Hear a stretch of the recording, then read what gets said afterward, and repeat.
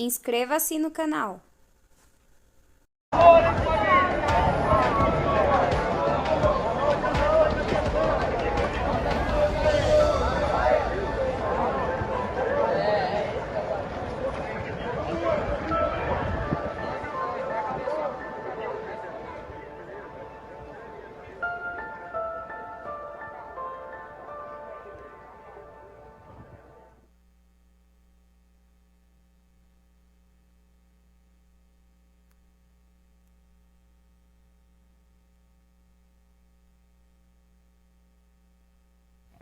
Glória a Deus, eu cumprimento a todos com a paz do Senhor Jesus, amém? Meus irmãos, vamos nos levantar? Abra a palavra do Senhor conosco. Eu quero lê-la lá no livro do profeta Jonas. O nosso pastor Paulo, da Clínica de Recuperação, estava agendado para ministrar hoje. Provavelmente vai assistir essa live. Deus abençoe tua vida, pastor. Mas ele nos comunicou essa semana que não seria possível. Aconteceu uma viagem de última hora em questão familiar e ele precisava cancelar a ministração. Falou que não gosta de fazer isso, mas por força maior. Então nós estamos aqui para falar do assunto proposto. Amém? Mas numa próxima oportunidade ele estará conosco aqui, no nome de Jesus. Livro do profeta Jonas, quem encontrou, diga graças a Deus. Só falta o pastor Renato aqui encontrá-lo. Aleluia. Irmãos, a gente acabou passando para os irmãos aí o vídeo mostrando a importância que a igreja tem e às vezes ela acaba falhando no seu dia a dia. Ontem eu tive a oportunidade de conversar com o Felipe na hora da entrega da marmita. 9 clínicas de recuperação. 17 anos preso. E ele disse que estava fazendo uso da droga. Ele falou, não roubo ninguém. Eu tenho o auxílio do governo. Aí eu passo o cartão, depois quando o auxílio cai eu pago. Depois eu uso de novo. Mas eu sei que meu lugar é na igreja. Eu já fiz isso que você está fazendo 2 vezes. Eu fiz questão de mostrar a igreja, mostrar ali um pouco da Cracolândia para os irmãos, porque a Cracolândia é um dos desafios da igreja. É mais fácil a gente entrar dentro da Cracolândia do que entrar num condomínio luxuoso aqui na cidade de Jardins, ou quem sabe lá em Alphaville. Porque na Cracolândia, com a Marmitex, é um ponto de contato, tem placas às vezes nos lugares, nós aceitamos doações. Receptivo, ele está louco, cheirado, mas se você chegar com a Marmitex, respeito, há um respeito, porque poucos fazem por isso. E tem alguns ainda se levantando contra a igreja, antes de um ministério público chegar, antes de um governo federal chegar, antes que a prefeitura chega, a igreja já chegou, levando um alimento, levando uma palavra, levando algo de transformação. Mas vocês acham que aquelas pessoas que estão na Cracolândia sempre viveram ali? Algumas estavam onde você está hoje. Tem crianças na Cracolândia.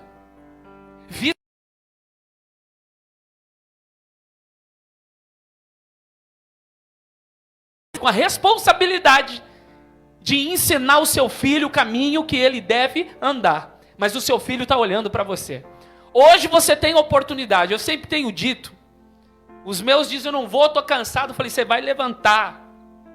Porque se for para jogar videogame, você não fica. Assistir filme, não fica. E por que para aprender a palavra de Deus não pode levantar? Enquanto você morar dentro da minha casa, enquanto eu for o seu pai e aqui dentro tiver autoridade,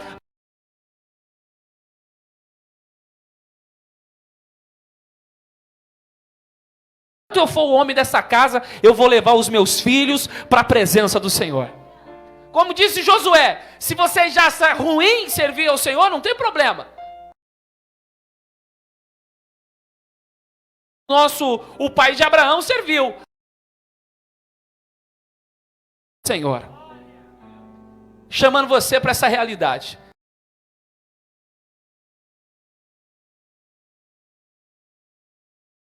No versos 1, capítulo 4, versos 1, você diz o texto, mas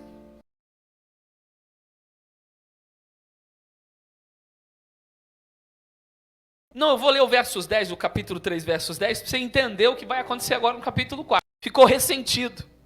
E orou ao Senhor e disse, não foi isso que eu te disse, estando ainda na minha terra?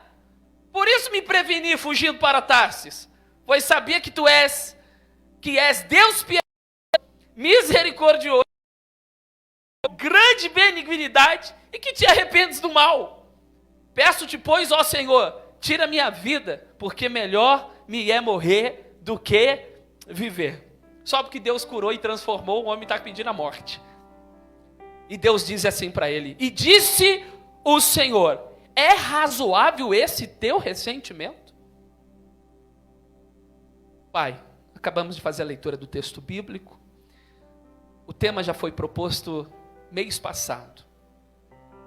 Passiva ou ativa em missões?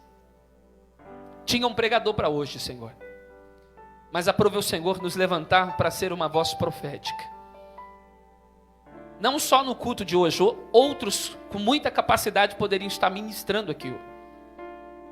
Aprove o Senhor nos colocar, além de ter a honra e o privilégio e a responsabilidade de ser o ministro da noite, eu sou o pastor desta comunidade. O Senhor me levantou para conduzi-los a pastos verdejantes. A sua palavra diz em 2ª Epístola a Timóteo, capítulo 3, que essa palavra é proveitosa para ensinar, para corrigir, para redaguir, para ensinar em justiça. E eu vou fazer o uso desse cajado que o Senhor colocou nas minhas mãos, para instruir e conduzir esta igreja no caminho que você deve andar. Permaneça conosco, usa a minha vida. Esta oração que faço, eu a faço no nome de Jesus. Tome teu assento para a glória de Deus. Irmãos meus, fico feliz quando eu vejo uma igreja engajada. Esse mês nós tivemos os adolescentes, uma linda salva para os adolescentes, parabéns, parabéns. Outra linda salva de palma para os irmãos que trabalharam ontem, foram fazer a comida e foram entregar os alimentos. Uma linda salva de palma por todos os dizimistas ofertantes dessa casa que também fazem missões, são importantes para o projeto. Todo mundo aqui é importante, todo mundo é importante, cada um na sua área e cada um no seu quadrado. Eu estou aqui com uma palavra, falar sobre uma igreja passiva ou uma igreja ativa. O que é um ativo? Ativo é algo vivo, laborioso, diligente, trabalhador ativo, enérgico, eficaz. O que é o passivo? É o que sofre ou recebe uma ação sem reagir a ela. É o não atuante, é o inerte, é o que não participa. Diga comigo, não atuante, inerte, não participa. A pergunta é, quem nós queremos ser como igreja? Uma igreja ativa ou uma igreja passiva? Quando a gente chama você para uma reflexão, porque eu gosto muito de refletir, eu gosto de entender, eu gosto de raciocinar, colocar minhas cacholas para funcionar. Se as minhas atitudes de fato dizem quem eu sou, porque a epístola de Tiago, no capítulo 2, diz que eu consigo conhecer a fé de alguém pela obra que aquela pessoa tem, pela obra que aquela pessoa produz. Desde que quando nós iniciamos aqui com o culto de missões, nós falamos, nós não queremos um culto com bandeira apenas. Nós não queremos falar que somos uma igreja missionária, mas na prática nós não somos. E aqui eu queria trabalhar hoje aqui sobre por que a igreja ela acaba sendo passiva em missões. Eu quero trabalhar 3 tópicos aqui que eu acho interessante. Porque hoje, se nós estamos vivendo, estamos aqui na casa do Senhor, é porque a primeira igreja, a igreja do primeiro século, deu a sua vida. Quer ver?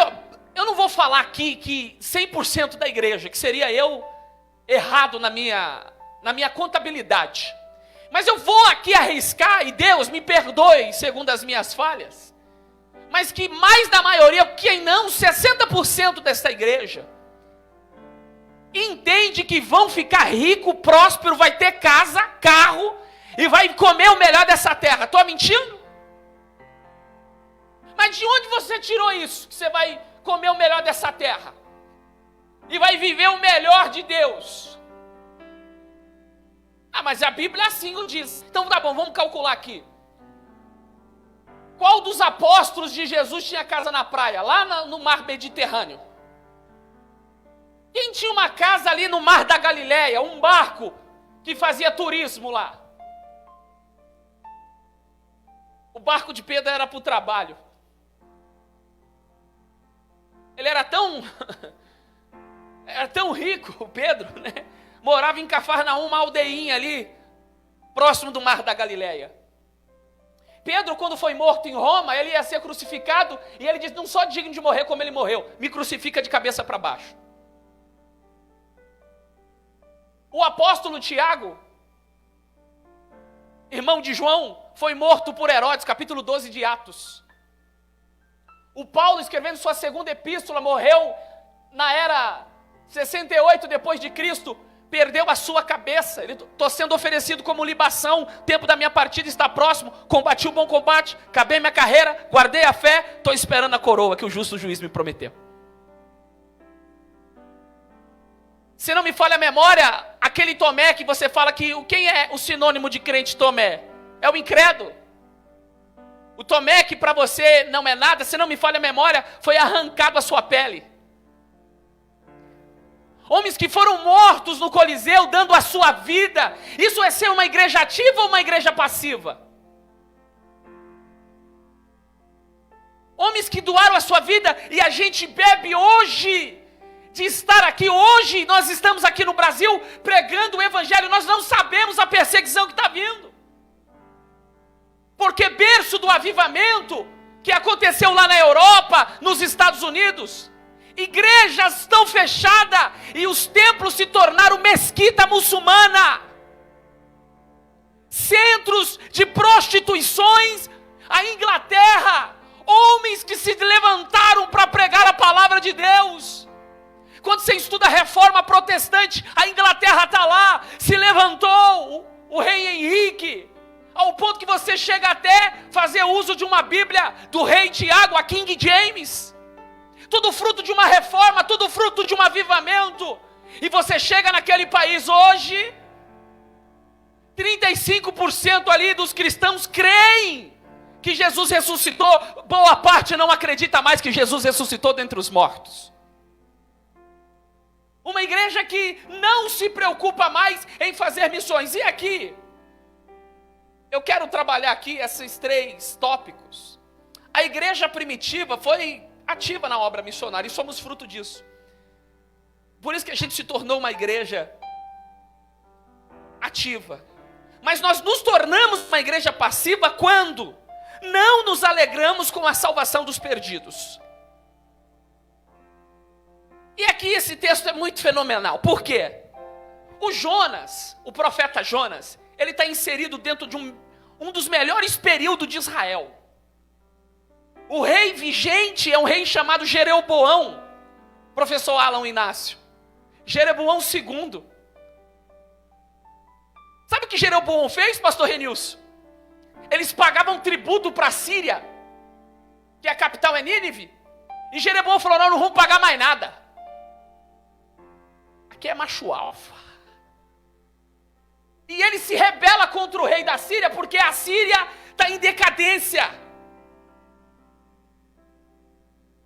Israel está prosperando tanto, que ela se esqueceu da sua função, de ser uma nação sacerdotal, e levar o evangelho às outras nações. Calma aqui que já serve aqui uma aplicação para a tua vida.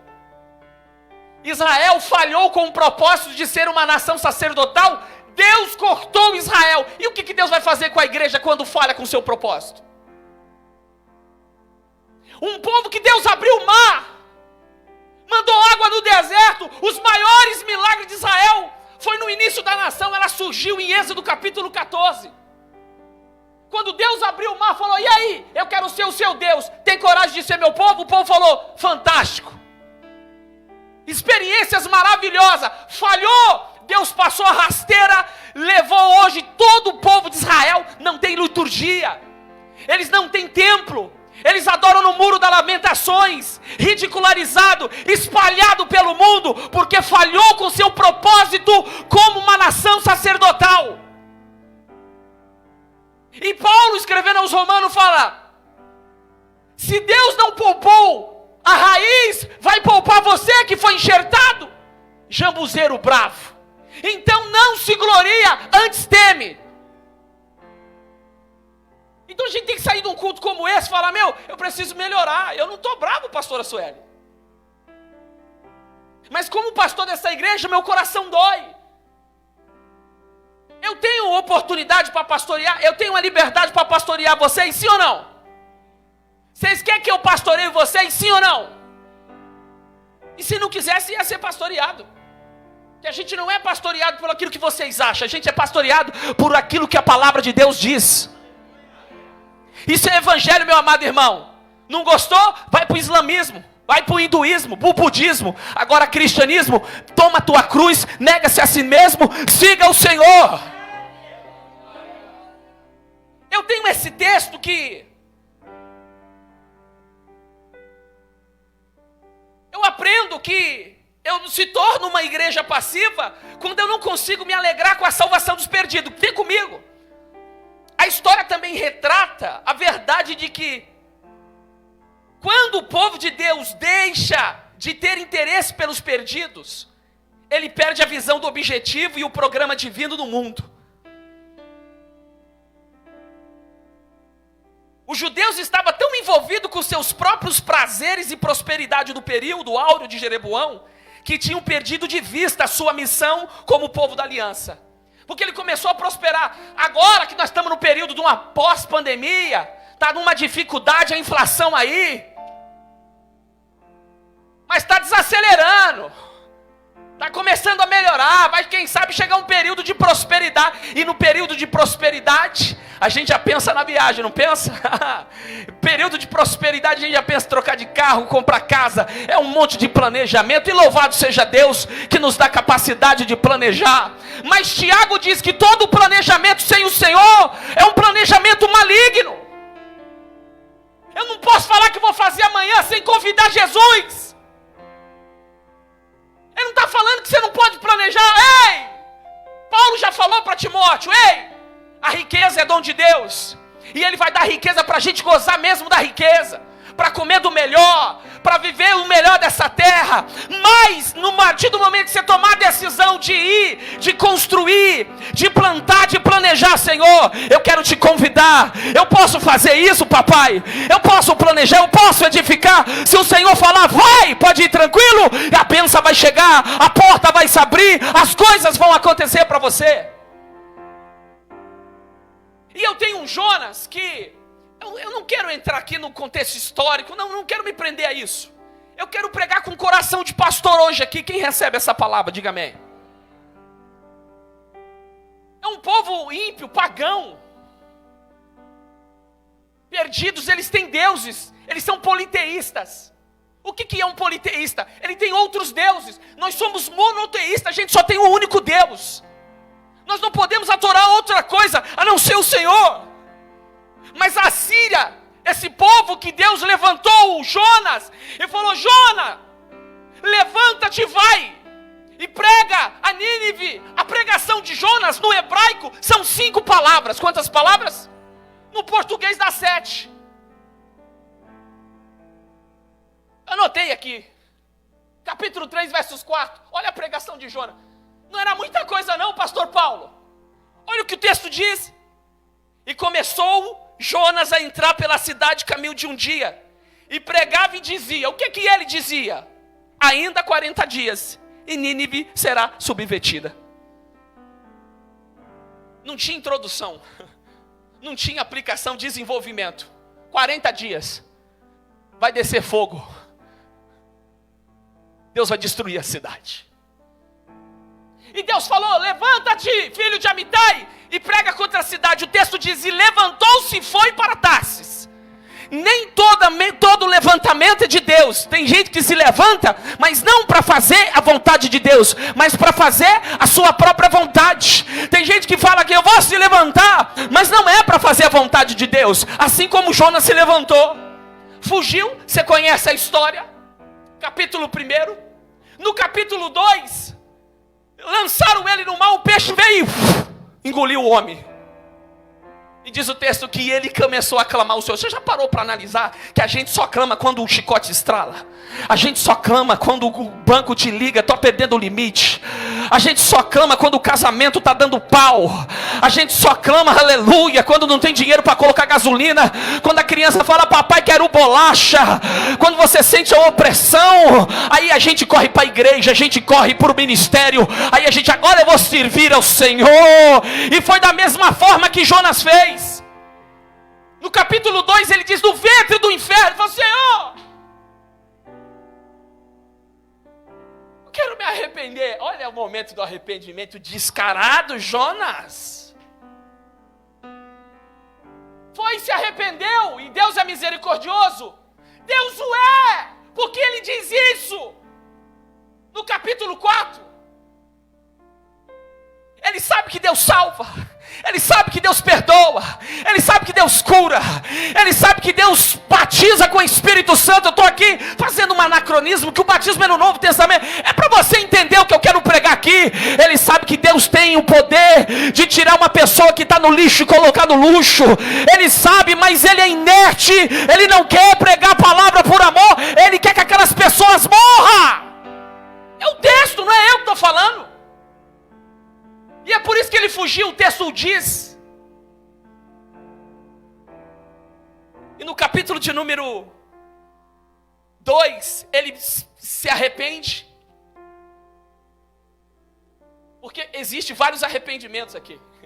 Tem um arrependimento dos marinheiros, que foram comovidos com o que aconteceu. O Jonas se arrependeu. Cidade de Nínive se arrependeu. Até Deus se arrependeu no texto. O arrependimento de Deus é diferente, porque tem uma ideia de mudança de ideia. Eu não vou aqui na teologia querer explicar isso para vocês. Mas quando chega no capítulo 3, ei, olha para mim em nome de Jesus. Eu vou te falar de novo aqui. Toma cuidado, olha para mim aqui. Toma cuidado de você ouvir pela segunda vez a palavra do Senhor. Porque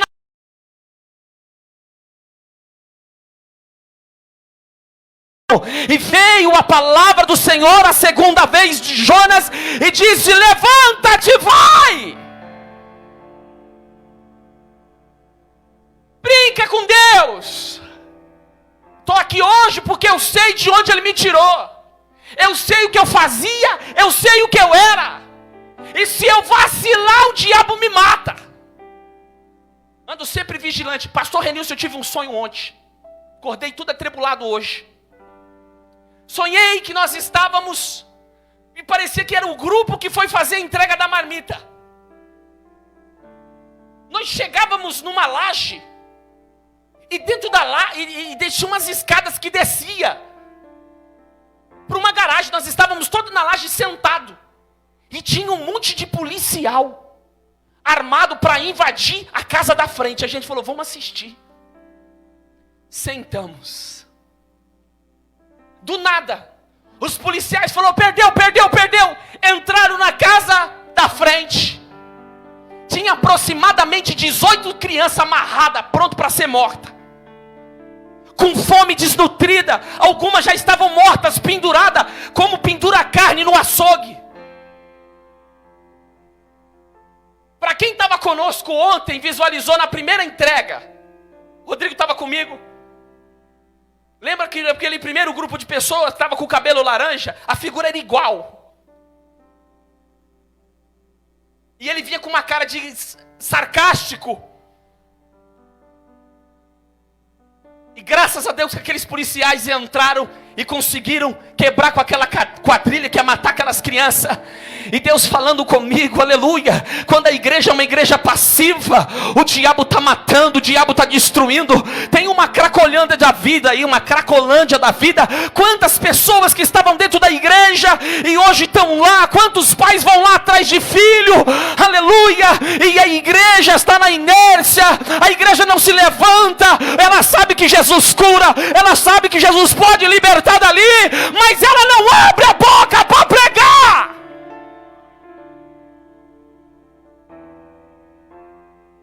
E eu falei, Senhor, olha como a igreja se levanta no mundo espiritual, as coisas começam a mexer.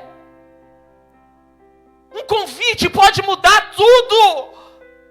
Convidar para o culto. E aí o Jonas, sabe que uma coisa que me chama a atenção? Olhar para o livro de Jonas, olha que coisa interessante, Wellison. Qual era o problema de início no livro de Jonas? Diga comigo, o arrependimento de Nínive. Eram maldosos, era um problema para Deus. E Deus queria resolver o problema. Aí Deus chamou quem? Quantos problemas Deus tem agora? Tem 2. Tem uma frase do Stanley Ellison, que ele diz assim, ó: o arrependimento de Nínive ocupa um capítulo, capítulo 3. Eu vou falar de novo. O arrependimento de Nínive ocupa um capítulo.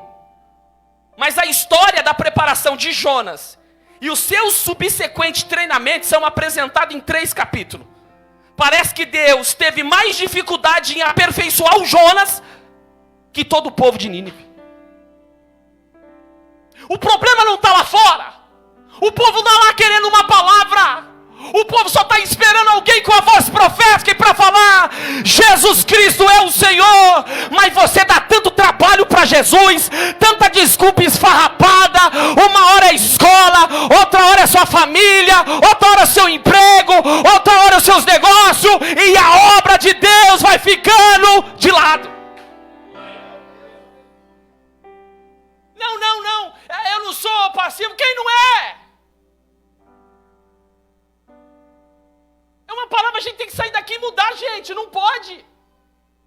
Você está achando que R$300 é o suficiente para aqueles missionários? Quantos lá não estão passando fome? Quem vai aqui abdicar da sua vida, do seu luxo, para viver por R$300 para pregar a palavra de Deus? Mas tem um grupo de pessoas que entende que o seu sustento vem do Senhor. A gente pode, quem sabe, não mandar o valor exato, mas Deus vai mandar, porque Deus cuida daqueles que Ele levanta. Quando a gente se torna passivo em missões, quando a gente está vendo que o camarada está se perdendo e está faltando amor, ei, amor não é palavras.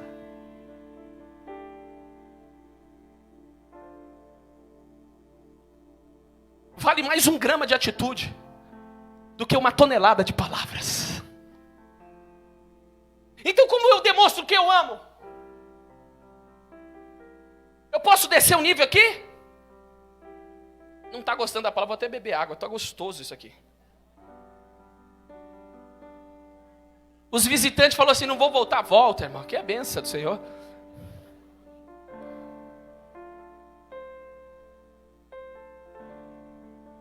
Sabe quando eu não consigo? Eu me lembro, nunca vou me esquecer. Eu estava num culto. Aí teve uma irmã que se levantou e falou assim: olha, no dia que eu cheguei aqui, a única pessoa que... Não era nessa igreja não, tá? É na outra igreja que eu frequentava. Quando eu entrei aqui, ninguém me abraçou. Só a irmã me abraçou. Deus abençoe. E ela tem um amor de Deus. Eu falei: gente, eu vou melhorar. Vou abraçar mais. Mas aí, teve um culto que eu falei: irmão, sai do seu lugar, vai abraçar o irmão. Ela foi! Hipócrita! Estou errado? O que é o hipócrita? É o que finge. Finge que é uma coisa, mas não é.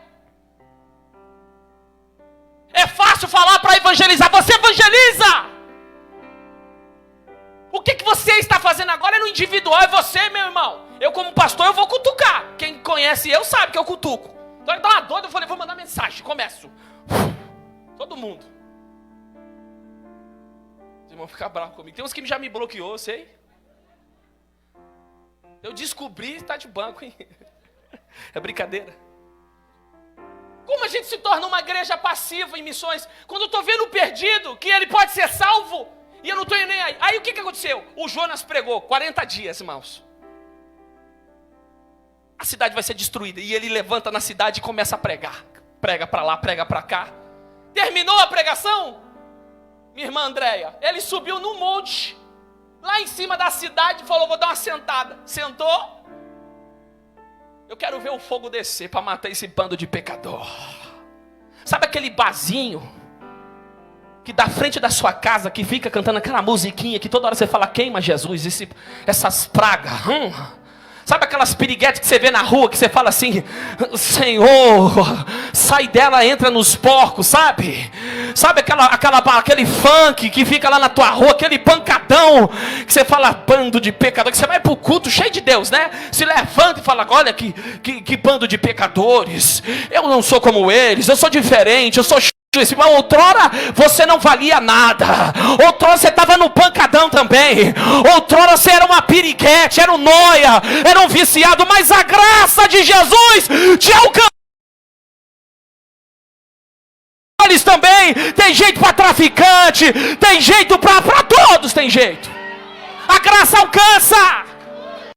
Não sei se você está afim de ir. Tem alguém que está disposto a se levantar hoje, parar de hipocrisia de verdade, mas se levantar como voz profética em nome de Jesus? Você já começa mudando, sabe como? Trocando o perfil do WhatsApp, já trocando o perfil do Facebook, já dando bom testemunho nas redes sociais, lá na sua rua, na faculdade. As palavras do Senhor não. Francisco de Assis disse: viva o evangelho, se possível, use palavras. Quando a igreja se torna passiva em missões, para minha igreja agora aqui, para minha igreja, acabamos de vir de um evento maravilhoso chamado SOS Casamento Transformado. Quem foi para o SOS Casamento Transformado? Já, pelo menos uma vez, quem já foi para o SOS? É bênção ou não é? É bênção ou não é? Viemos numa expectativa tão grande, evangelista Kelly. Preparamos umas cadeiras para o grupo. Pedimos tapete emprestado vermelho. Queríamos até comprar. Eu falei, não tem dinheiro. Colocaram o tapete, as irmãs fizeram toda uma decoração, esperando a igreja. Cadê a igreja? A gente deu testemunho para nós mesmos aqui. E para a live. Mas quando eu vi o Jonas chegando aqui, chamando aquele menino de pai, a lágrima cai. Quando ele veio falar que era um medíocre, mas a Viviane olhou para ele e falou, vou casar com você, está aqui, apresentou a peça hoje. Glória!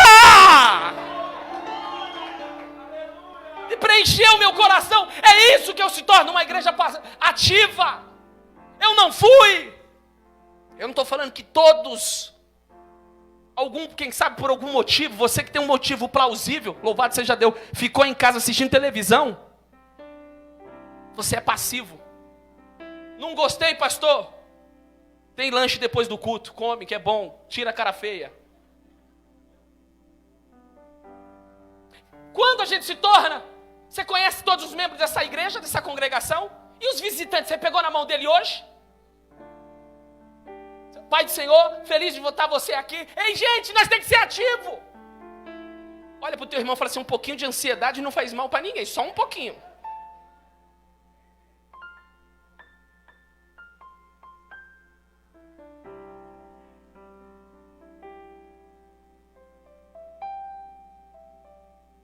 Pessoal, a igreja se torna passiva em missões. Estou encerrando.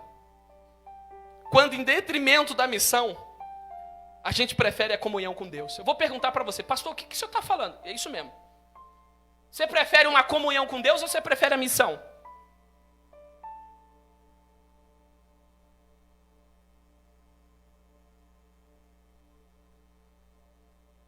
Você prefere a comunhão, tá vendo? Você prefere a comunhão com Deus ou você prefere a missão? Tem gente que prefere a comunhão. mas não tem como ter comunhão. Meu Deus. Isso aqui não está no YouTube, não. Evangelista Pedro. Cara, que lindo você olhar os evangelhos sinóticos.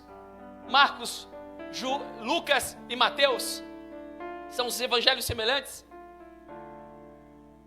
Jesus está próximo de Cesareia. É aquele momento que ele diz: o que diziam as pessoas quem eu sou? Você já conhece a história. Tu és o Cristo, o Filho do Deus vivo. E no mesmo contexto, ele fala: negue-se a si mesmo, tome a tua cruz, vocês precisam me seguir. Porque alguns que estão aqui não vão provar a morte e vão ver o Filho de Deus vindo no seu reino. Será que a gente não vai morrer? 6 dias depois, alguns textos dizem, quase 8 dias, Jesus chamou Pedro, Tiago e João, falou: vem comigo, tem um particular com vocês. E o levou no monte, que é o monte denominado o Monte da Transfiguração. O que ia estar acontecendo, Tiago? Jesus está saindo desse reino terreno e entrando no seu reino glorioso. Irmão, que maravilha. Tenta imaginar Jesus se transfigurando. Olha para cá em nome de Jesus. Jesus saindo do seu reino e entrando no seu reino glorioso. Da mesma forma que Jesus vai voltar. Olha para cá em nome de Jesus. Da mesma forma que Jesus vai raiar nas nuvens para buscar a sua igreja no dia do arrebatamento, assim como foi cantado. Jesus se transfigura. E quem aparece para ele? Moisés e Elias. Quando Pedro viu, falou: meu, aqui é o lugar para estar. Lugar da comunhão. Mestre, eu vou fazer uma tenda para você. Vou fazer uma tenda para Elias. Vou fazer uma tenda para Moisés. Eu não quero nem ficar na tenda, porque tá gostosa a comunhão aqui. Tá gostosa essa comunhão aqui? E vamos ficar no monte. Mas você prefere a comunhão ou a missão? Comunhão é o que acontece aqui dentro da igreja. Mas o texto diz, depois de todo o ritual, isso está registrado em Marcos capítulo 9, Marcos capítulo 8, Lucas capítulo 9 e Mateus capítulo 17. E o texto diz: e descendo eles do monte, tinha uma multidão. O que tinha lá embaixo? Enquanto a gente está na comunhão no monte, tem uma multidão lá embaixo, perdida, sem Jesus, cheio de problemas, endemoniados, precisando de cura. Enquanto a gente está no monte, tem uma multidão lá embaixo, esperando de uma palavra. Desceu do monte. Aí chegou um camarada e falou assim: ei, discípulos de Jesus, eu estou com meu filho, lunático, fica espumando o canto da boca, arranja os dentes. Os discípulos falaram: quem sabe, né? O texto não diz. Pedrão, deixa eu orar. Eu estava do lado, eu vi Moisés, aleluia. Eu vi Elias, aleluia. O Elias que não provou a morte foi arrebatado. Joelho! Quem sabe foi todo aquele ritual e o demônio não saiu. Mas estava no monte. Ei, deixa eu falar uma coisa para você. Estava na comunhão. Aí começou a multidão. Quando você começa a confrontar os evangelhos que conta a história, tinha uma multidão rodeando os discípulos. E meu, vai curar ou não vai curar? É o que dá a entender no texto. E os escribas pegando aquela falha dos discípulos. Mas Jesus, diz o texto que Jesus visualizou toda aquela situação e chegou. O que está acontecendo? É da hora, né? É o pai, né? Tá aquela briga. O que aconteceu aí? É o seu filho. Chegou Jesus. O que está acontecendo? Senhor, meu filho cai na água, cai no fogo, espuma o canto da boca. Levei para os seus discípulos e eles não puderam curá-lo. Jesus poderia, né? Irmãos, acontece, estão começando agora. Amém, amém. Vamos resolver o problema. Geração incrédula! Até quando vocês vão ficar sofrendo? Até quando eu vou estar aqui no meio de vocês? Traz para cá o menino. O bichinho começou a se espumar, bater. dele e nunca mais entre nele. O demônio? O menino ficou meio morto lá. Todo caído, estirado. Aí o povo, tá morto. Eu gosto de Jesus. Pegou na mão dele e falou: vem, filho, você está liberto. Oh, glória. Quem pode aplaudir o Senhor Jesus?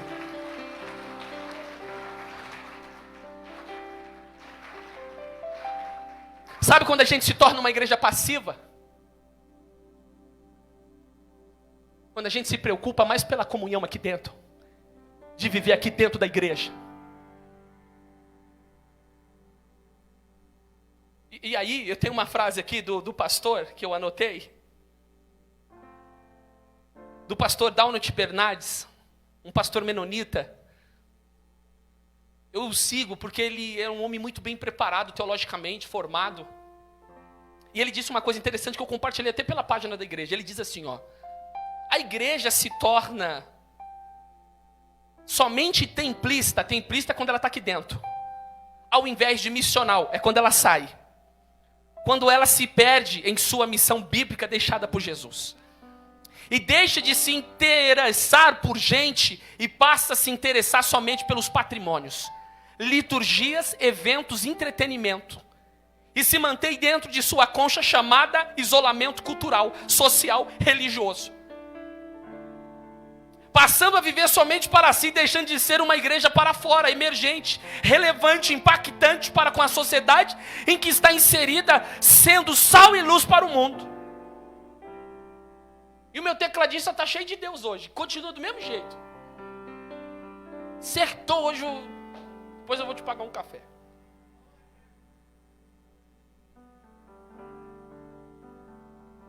Ei, quando a gente foi começar o projeto aqui, pastor Murilo, falei, a gente não quer ficar só fazendo evento dentro de igreja, não. Eu sei trazer pessoas para dentro dessa igreja aqui, eu sei. Só vou rasgar isso aqui, Eu sei fazer essa igreja ficar lotada, eu sei, mas não quero. A tentação vem. Mas a gente sabe, eu não estou me preparando à toa. Eu não terminei um curso de teologia à toa, eu não estou fazendo uma pós-graduação na Bíblia à toa. E me disseram, para que você vai estudar teologia que não dá dinheiro? Eu não estou preocupado com o dinheiro, eu estou preocupado com o reino de Deus. E se eu cuidar do reino de Deus e da justiça, todas as outras coisas vão ser acrescentadas. Eu não quero rasgar isso aqui. Se a gente for fazer um só evento, semana que vem eu trago um pregador top, uma cantora top, a igreja vai lotar, vai ou não vai? Mas só vai ser uma igreja passiva em missões, que está acostumado com a comunhão, gosta de sentir poder de Deus. Mas para que sentir poder de Deus quando sai por essas portas, vive uma vida medíocre? Para que ser batizado com o Espírito Santo para falar em língua aqui e não pregar o evangelho lá fora? Isso não é batismo com o Espírito Santo. Batismo com o Espírito Santo, foram cheios, eles saíram, foram pregar o evangelho, vidas se converteram ao reino de Deus. Nós vamos fazer uma vigília aqui, você vai ver o que vai ser vigília. Nada contra as outras vigílias. A gente não vai fazer vigília para o povo ficar rodando aqui, não. E não estou falando que vai rodar, porque você é o primeiro a rodar, vai ser eu. Mas nossas vigílias vai ter objetivo. Tem que ser vigília para a gente se converter. Tem que ser vigília para a gente orar mais. Tem que ser vigília para a gente tirar essa capa de hipocrisia. Tem que ser vigília para a gente se tornar crente de verdade e adorar o Senhor. Do que adianta a gente vir para a vigília, ficar 5 horas dentro da igreja, pulando, falando em língua, mas chegar em casa, espancar a criança, bater na mulher, não pagar as dívidas, viver uma vida medíocre, tá? Eu estou cansado desse evangelho. Eu estou atrás de uma igreja, aleluia, que quer ser ativa, que prega a palavra de Jesus. Eu vou colocar você de pé, que eu não vou te assustar. Se levanta.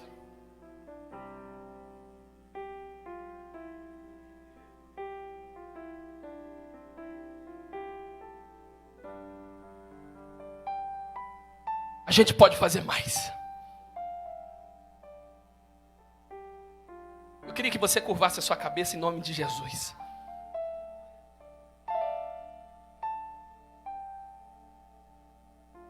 Você que é líder de algum grupo, eu queria que você refletisse agora para onde você está conduzindo o seu grupo. Deus vai cobrar de você também. Eu cobro de você, Deus vai cobrar de mim, é por isso que eu te cobro. E Deus vai cobrar de você os seus liderados.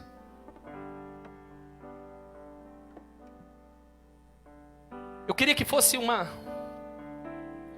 noite de arrependimento hoje. Senhor, nós estamos aqui. É uma palavra dura, Senhor. Mas é necessário uma palavra como esta. Eu, como pastor desta comunidade, eu tenho a responsabilidade, eu tenho o direito à luz da tua palavra e o dever de instruí-los, ó Pai.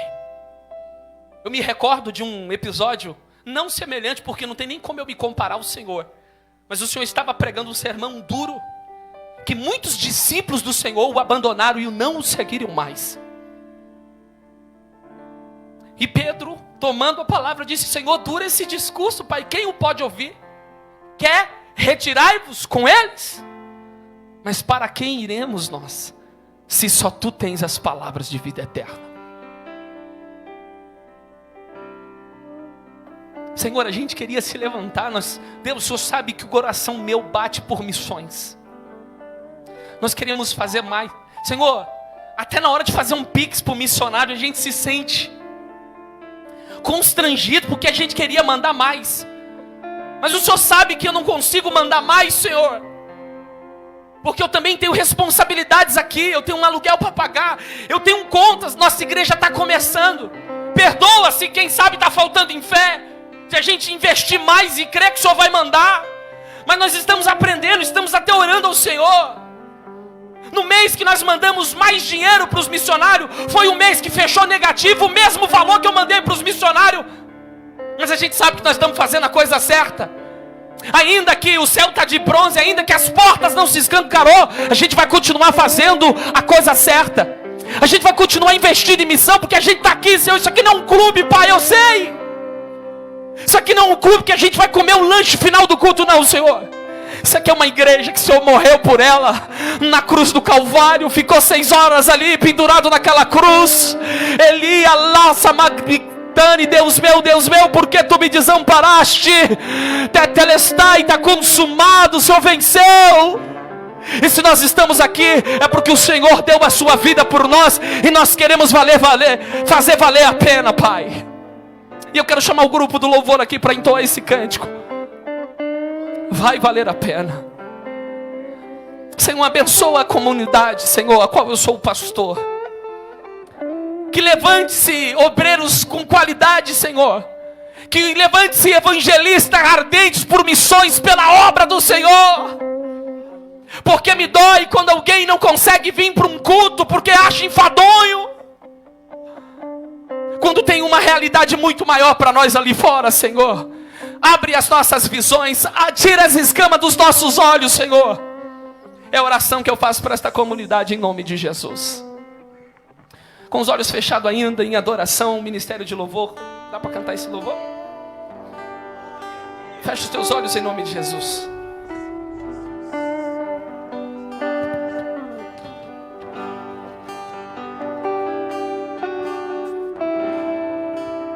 Se tiver a letra, filho, puder colocar.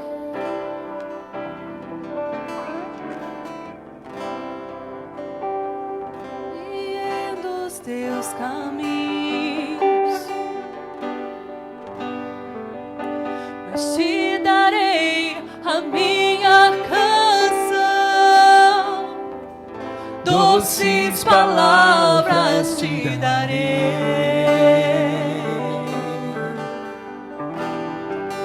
me sustentas em minha dor, e isso me leva mais perto de ti, mais perto dos teus caminhos. E ao redor de cada esquina, em cima de cada montanha, eu não procuro por coroas ou pelas águas das fontes.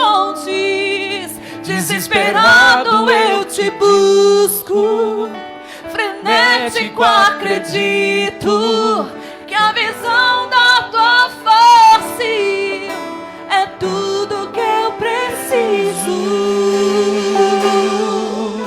E te direi, e vai valer a pena, e vai valer a pena, e vai valer a pena mesmo. E vai valer a pena, e vai valer a pena, e vai valer a pena mesmo.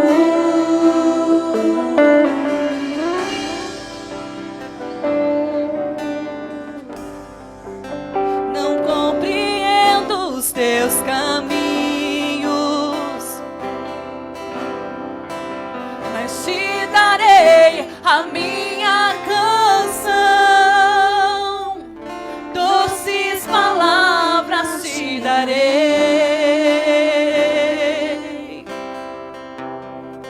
Me sustentas em minha dor, isso me leva mais perto de ti, mais perto dos teus caminhos.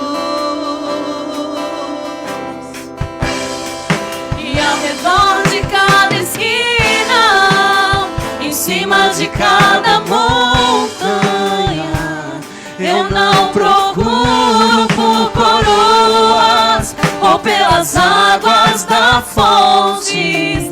Desesperado eu te busco, frenético acredito que a visão da tua face é tudo que eu preciso. E te direi que vai valer a pena, que vai Você pode valer a levantar as suas mãos em nome de Jesus. Vai valer a Vai pena cada valer a lágrima, pena cada mesmo. ingratidão, cada crise de ansiedade, cada momento que você quis parar, que você Vai quis jogar a valer a toalha. pena. Vai valer a pena aquela porta fechada da Vai valer a enfermidade. pena. Vai valer a pena quando a gente estiver lá. Vai valer a pena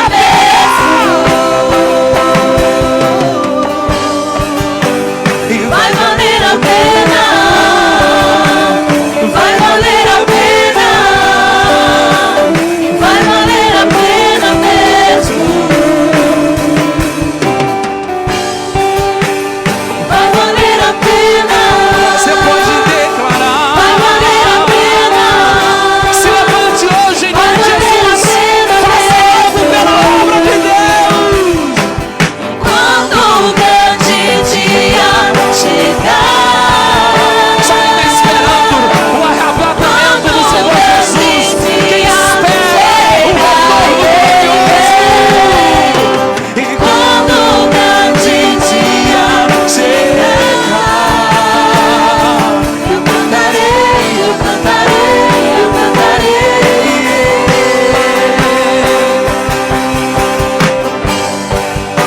Senhor, valeu a pena, Senhor, valeu a pena, Senhor, valeu a pena mesmo. Senhor, valeu a pena, Senhor, valeu a eu quero desafiar a igreja hoje. Eu quero desafiar a igreja hoje. Se tem alguém nessa noite que ouviu essa palavra e você é tão corajoso, tão crente, que você falou: pastor, eu preciso melhorar. Eu era mais atuante, pastorzão. Eu ia pra cima, expulsava demônio, pastor. Eu liderei 5 de oração, eu liderei jovem, pastor. Eu fiz até coreografia na igreja. Mas eu falhei. Acho que eu estou estacionado. Eu estou com um sentimento que eu posso melhorar. Eu quero te convidar para vir aqui na frente. Aleluia. Você sabe que você pode fazer mais. Você não está vindo aqui para me agradar, não. Se for para me agradar, pode ficar por aí. Agora, se você acha que você pode fazer mais, eu quero se tornar mais ativo, glória a Deus, e tem espaço para você trabalhar. Vai valer a pena, vai valer a pena, vai valer a pena mesmo.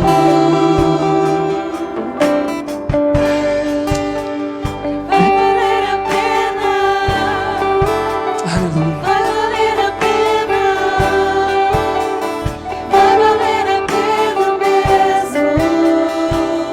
No próximo culto de missões, a gente vai falar sobre o sustento de um missionário. A responsabilidade da igreja de manter esse missionário. Nós temos desejo de fazer muito mais, Eliomar. Muito mais, muito mais.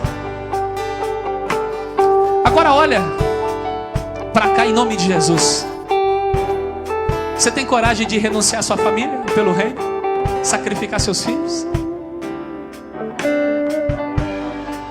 Quantas vezes a gente deixa aqueles dois dentro de casa, um cuidando do outro, pra gente estar numa reunião aqui? Quantas vezes eu deixo meu filho dentro de casa, só os dois, pra ir visitar um ou outro membro aqui? Quantas vezes eu fico aproximadamente 40 a 1 hora com o carro parado na rua, pastoreando a igreja? Quantas vezes deixei de trabalhar para cuidar do reino de Deus? E o que você está ganhando, pastor? Ansiedade no pico. Careca, estou ficando, mas eu vou fazer implante em nome de Jesus. Eu queria ter uma melhor qualidade de vida. Como vendendo cândida, inalando cloro todo dia e limpa alumínio, ácido. Quem anda comigo sabe, eu tenho muito projeto aqui, ó. Tem muita coisa que eu quero fazer pela obra.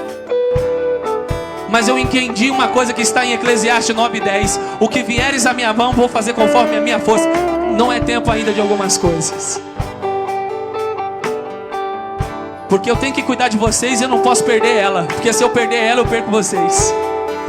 Quem entendeu, diga amém. Você vai orar pelo seu pastor? Curva a tua cabeça em nome de Jesus. Senhor, às vezes eu sou incisivo, duro às vezes, Senhor, porque eu sei que as pessoas podem produzir, porque eu poderia citar nome de pessoas aqui com um talento incrível, potências,